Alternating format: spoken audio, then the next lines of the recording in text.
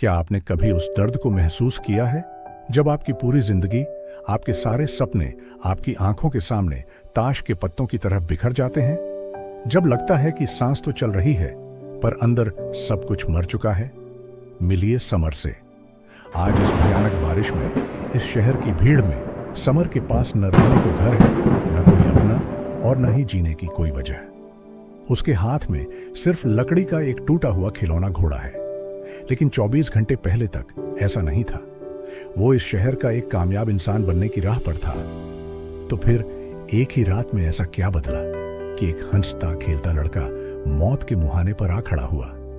चलिए पीछे चलते हैं, वहां जहां से यह कहानी शुरू हुई थी। समर एक बेहद गरीब परिवार से था।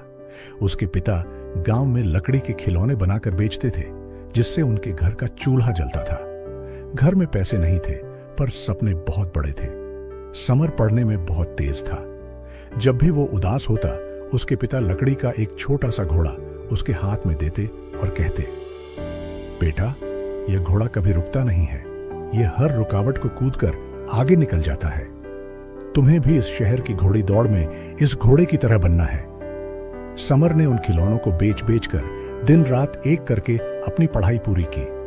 उसका एक ही मकसद था, अपने पिता को उस गरीबी और दुख से निकालना, उन्हें एक बड़ा घर देना जहां उनकी बूढ़ी आंखें सुकून से सो सके। मेहनत रंग लाई। समर को शहर की एक बहुत बड़ी फाइनेंशियल कंपनी में नौकरी मिल गई। उसका सेफ जोन तैयार हो चुका था। हर महीने सैलरी आती वो गांव पैसे भेजता। उसने शहर में एक छोटा सा फ्लैट रेंट पर ले लिया था। वो हर दिन मेहनत करता ताकि उसकी नौकरी सेफ रहे। उसने सोचा था कि अब जिंदगी सेट है। जैसे किसी सुरक्षित पंछी को लगता है कि उसका घोंसला कभी नहीं उजड़ेगा, वैसे ही समर को लग रहा था कि उसकी जिंदगी का यह सेफ जोन अब कोई नहीं तोड़ सकता। वो हर साल अपने डेस्क पर उसी लकड़ी के घोड़े को रखता जो उसके पिता ने उसे दिया था। वो उसकी ताकत था। उसका गुजर बसर अच्छा चल रहा था और वो अपनी इस छोटी सी दुनिया में बहुत खुश था। लेकिन जैसा कि हम जानते हैं, जिंदगी बदलने से पहले हमारी इजाजत नहीं मांगती। एक फ्राइडे की सुबह समर को उसके मैनेजर ने केबिन में बुलाया।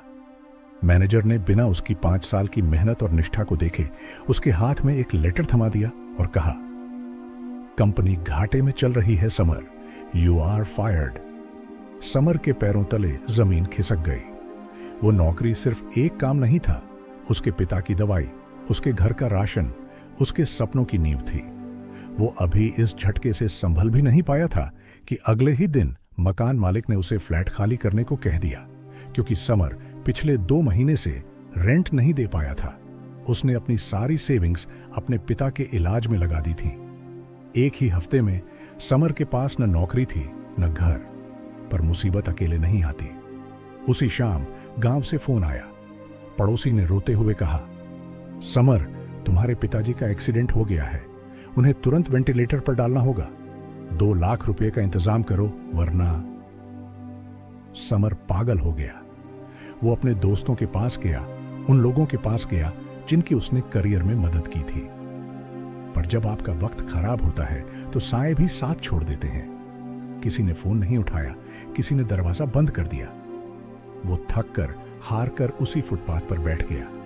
उसके हाथ से वो लकड़ी का घोड़ा गिरा और कीचड़ में डूबकर टूट गया। समर ने आसमान की तरफ देखा और चीखा, क्यों? मैंने क्या गलत किया था? मैंने हमेशा ईमानदारी से काम किया, फिर मेरी जिंदगी का यह घोंसला क्यों तोड़ा? उस रात समर ने सोचा कि अब सब खत्म हो चुका है। वो इस टूटे हुए घोड़े की तरह अब कभी खड़ा नहीं हो पाएगा। उसके दिमाग में बुरे ख्याल आने लगे। वो जिंदगी छोड़ने का फैसला करने ही वाला था। सुबह हुई, बारिश थमी और सूरज की एक किरण समर की आंखों पर पड़ी। उसने देखा एक गरीब फुटपाथ पर रहने वाला बच्चा उस टूटे हुए लकड़ी के घोड़े से खेल रहा है। उस घोड़े का एक पैर नहीं था, फिर भी वो बच्चा उसे मिट्टी में दौड़ा रहा था और हंस रहा था। उसी वक्त समर के दिमाग में उसके पिता के शब्द गूंजे, यह घोड़ा कभी रुकता नहीं है, यह हर रुकावट को कूदकर आगे निकल जाता है। समर को एहसास हुआ, घोड़ा टूटा है, मरा नहीं है। मैं टूट गया हूं, पर मैं जिंदा हूं। अगर पिताजी ने मुझे इस काबिल बनाया है तो क्या मैं अपनी किस्मत नहीं बदल सकता? समर ने फैसला किया कि वो अब रोएगा नहीं, वो लड़ेगा। उसके पास कॉर्पोरेट डिग्री थी, मार्केटिंग का ज्ञान था और हाथों में पिता की दी हुई लकड़ी तराशने की कला थी। उसने कबाड़ से सस्ती लकड़ी उठाई। शहर के एक छोटे से कोने में बैठकर उसने लकड़ी के ऐसे मॉडर्न और खूबसूरत खिलौने और डिजाइन्स बनाना शुरू किए जो आज के बच्चे पसंद करें। पहले 3 दिन एक भी खिलौना नहीं बिका, पर समर ने हार नहीं मानी।